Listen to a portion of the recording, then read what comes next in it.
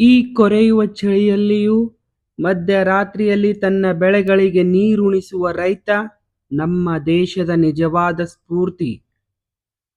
ಮನುಷ್ಯ ಎಷ್ಟೇ ಪಂಡಿತನಾದರೂ ಹುಟ್ಟುವ ಮುನ್ನ ಯಾರು ಹೇರುವರು, ಸತ್ತ ನಂತರ ಯಾರು ಹೋರುವರು ಎಂದು ತಿಳಿಯದು.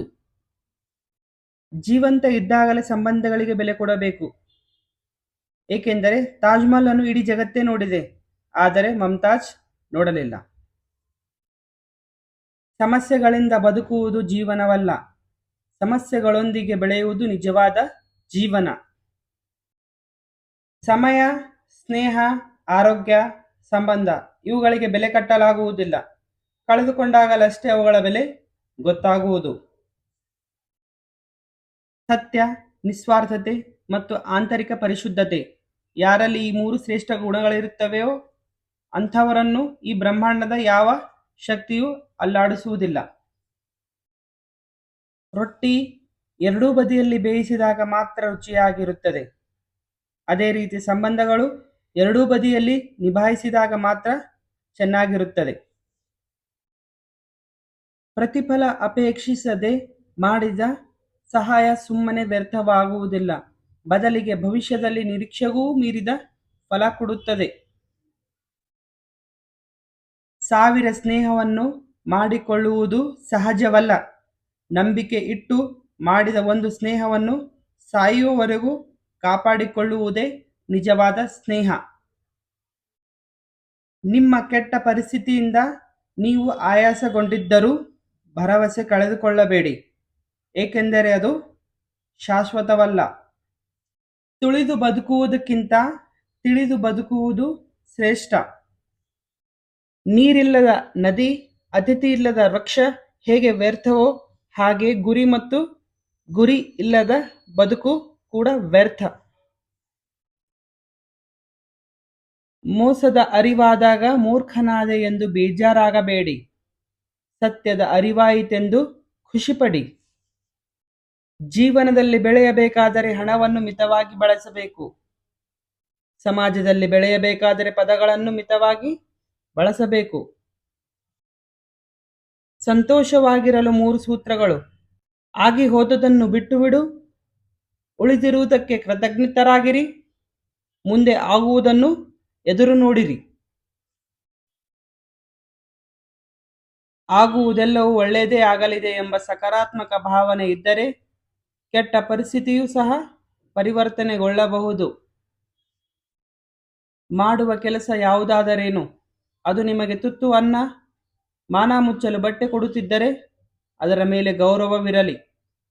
ಪುಸ್ತಕದ ಕೊನೆಯ ಪುಟವನ್ನು ತಿರುವಿದಾಗ ಒಬ್ಬ ಸ್ನೇಹಿತನನ್ನು ಕಳೆದುಕೊಂಡೆ ಎಂಬ ಭಾವ ಬಂದರೆ ಆಗ ನೀವು ಒಂದೊಳ್ಳೆ ಪುಸ್ತಕ ಓದಿದ್ದೀರಿ ಎಂದರ್ಥ.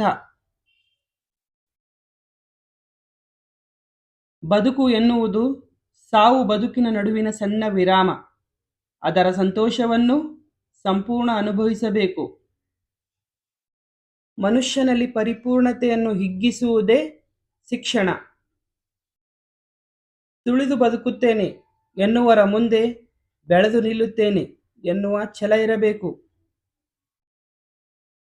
ಜನರು ಹೇಳುತ್ತಾರೆ, ಇದು ಅಸಾಧ್ಯ, ನೆನಪಿಟ್ಟಿಕೋ, ಇದು ಅವರಿಗೆ ಅಸಾಧ್ಯ, ನಿನಗಲ್ಲ. ನಿಮ್ಮ ಯಶಸ್ಸು ನಿಮ್ಮ ಸಂಕಲ್ಪ ಮತ್ತು ನಿಮ್ಮ ನಿರಂತರ ಪ್ರಯತ್ನದ ಫಲ. ಇತರರ ಯಶಸ್ಸನ್ನು ನೋಡಿ ಕೆಟ್ಟ ಭಾವನೆ ತಾಳದಿರು, ಅವರ ಪಯಣದಿಂದ ಪಾಠ ಕಲಿತು ನಿನ್ನ ದಾರಿ ನಿರ್ಮಿಸಿಕೋ. ನೀವು ಸರಿಯಾದ ಮಾರ್ಗದಲ್ಲಿ ಸಾಗಿದ್ದರೆ ಜೀವನ ನಿಮಗೆ ಅರ್ಹವಾದ ಎಲ್ಲವನ್ನೂ ನೀಡುತ್ತದೆ. ಒಳ್ಳೆಯ ನಿರ್ಧಾರ ನಿನ್ನನ್ನು ಅರ್ಧ ಗೆಲ್ಲಿಸಿದರೆ ಇನ್ನರ್ಧ ಪ್ರಯತ್ನ ಮತ್ತು ಪರಿಶ್ರಮ ನಿನ್ನನ್ನು ಗೆಲ್ಲಿಸುತ್ತವೆ.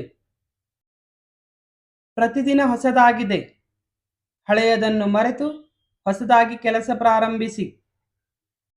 ಹಿಂದೆ ಆಗಿ ಹೋಗಿರುವುದನ್ನು ಪಾಠ ಅಂದುಕೊಂಡು ಗುರಿಯ ಮೇಲೆ ಗಮನ ವಹಿಸಿ. ಯಾವಾಗ ನಿನ್ನ ಅತಿಯಾದ ನಿರೀಕ್ಷೆಗಳು ಅಂತ್ಯವಾಗುತ್ತದೆ, ಅಲ್ಲಿಂದ ನಿನ್ನ ನೆಮ್ಮದಿ ಆರಂಭವಾಗುತ್ತದೆ. ಮನೆಗಿಂತ ಬಾಗಿಲು ಚಿಕ್ಕದು, ಬಾಗಿಲಿಗಿಂತ ಬೀಗದ ಕೈ ಚಿಕ್ಕದು, ಬೀಗದ ಗೈಗಿಂತ ಕೀ ಚಿಕ್ಕದು. ಹೇಗೆ ಒಂದು ಸಣ್ಣ ಬೀಗದ ಕೀಯಿಂದ ದೊಡ್ಡ ಮನೆಯನ್ನು ಪ್ರವೇಶಿಸಬಲ್ಲೆವೋ ಅದೇ ರೀತಿ ಒಂದು ಉತ್ತಮ ಆಲೋಚನೆಯಿಂದ ದೊಡ್ಡ ಸಮಸ್ಯೆಯನ್ನು ಬಗೆಹರಿಸಬಹುದು. ತನ್ನ ಹೆತ್ತವರನ್ನು ಗೌರವಿಸುವವನನ್ನು ಕಾಲವೇ ಗೌರವಿಸುತ್ತದೆ. ಸಮಯದ ಬೆಲೆಯನ್ನು ಅರಿತವನೇ ಬಾಳಿನ ಬೆಲೆಯನ್ನು ಅರಿತವನಾಗಿರುತ್ತಾನೆ. ಯಶಸ್ವಿ ಪುರುಷನನ್ನು ಎಲ್ಲರೂ ಇಷ್ಟಪಡುತ್ತಾರೆ, ಆದರೆ ನಿರುದ್ಯೋಗಿ ಮಗನನ್ನು ತಾಯಿ ಮಾತ್ರ ಇಷ್ಟಪಡುತ್ತಾರೆ. ಜೀವನ ಅನ್ನೋದು ಸೋಲು ಗೆಲುವಿನ ಆಟ. ಗೆದ್ದವನಿಗೆ ಸೋಲಬಾರದೆಂಬ ಭಯ ಇದ್ದರೆ ಸೋತವನಿಗೆ ಗೆಲ್ಲಬೇಕೆಂಬ ಛಲ ಇರುತ್ತದೆ. ಬದುಕಿನಲ್ಲಿ ಪ್ರಾಮಾಣಿಕತೆ ಮತ್ತು ನಿಷ್ಠೆಯಿಂದ ಇರೋರು ಯಾವಾಗಲೂ ಒಬ್ಬಂಟಿಯಾಗಿರುತ್ತಾರೆ. ಬದುಕಿನ ಪವಾಡಗಳು ಹೇಳಿ ನಡೆಯುವುದಿಲ್ಲ, ನೀವು ಸಿದ್ಧರಾಗಿರಬೇಕಷ್ಟೇ. ಸಮಯ ಬರೋವರೆಗೂ ಸುಳ್ಳು ಪ್ರಬಲವಾಗಿರುತ್ತದೆ. ಸಮಯ ಬಂದ ಮೇಲೆ ಸುಳ್ಳು ಸತ್ಯದ ಪ್ರಭಾವಕ್ಕೆ ಸುಟ್ಟು ಹೋಗುತ್ತದೆ. ವಿಡಿಯೋ ನೋಡಿದ್ದಕ್ಕೆ ತುಂಬ ಧನ್ಯವಾದಗಳು ಗೆಳೆಯರೆ.